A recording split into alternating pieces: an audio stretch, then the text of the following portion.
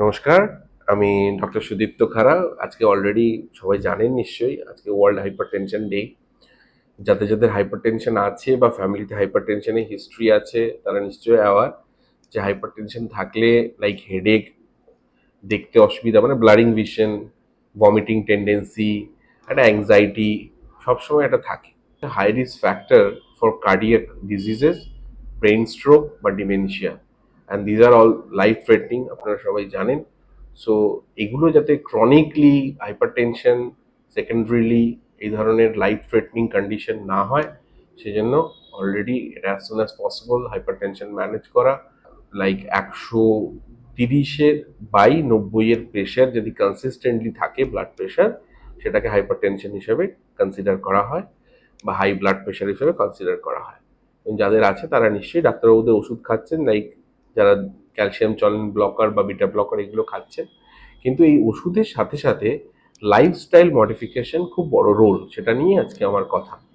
যেমন lifestyle modification বলতে প্রথমেই যেটা মনে পড়ে যে ডায়েট, লাইক খুব সল্টি ডায়েট, খুব স্পাইসি ফুড এগুলো না খাওয়া, খুব মানে যেগুলো জাঙ্ক ফুড এগুলো অ্যাভয়েড করা, রেগুলার এক্সারসাইজ করা, ওয়েটটাকে ম্যানেজ করা, অ্যালকোহল বা স্মোকিং যারা করে সেটা স্টপ করা বা কমানো এগুলো। এবং এটার সাথে সাথে খুব একটা ইম্পর্টেন্ট জায়গা হচ্ছে যেটা স্ট্রেস বা অ্যাংজাইটি লেভেলটাকে কন্ট্রোল করা বা মডিফাই করা। এখানে কিন্তু কায়োপ্র্যাক্টিক ট্রিটমেন্টের একটা বড় রোল আছে। যারা ক্রেনিওস্যাক্রাল থেরাপি অলরেডি যেটা আমি করি, ক্রেনিওস্যাক্রাল থেরাপির একটা বড় রোল আছে to manage the stress and anxiety.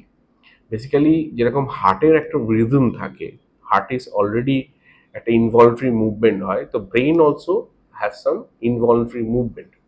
So by this cranial therapy এই ইনভলন্টারি মুভমেন্টটাকে যখন কন্ট্রোল বা মডিফাই করা হয়, তখন কিন্তু ক্রেনিয়াল রিদমটা আস্তে আস্তে আস্তে আস্তে স্লো ডাউন করে।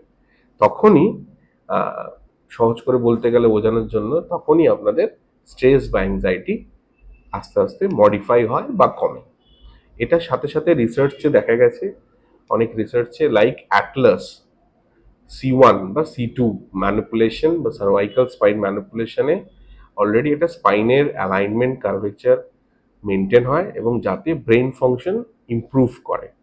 So that way the hypertension can be modified, can be controlled. So this way এইভাবে কায়োপ্র্যাক্টিক ট্রিটমেন্ট হাইপারটেনশন যাদের আছে তাদেরকে হেল্প করতে পারে। সবাই ভালো থাকুন, সুস্থ থাকুন, নমস্কার।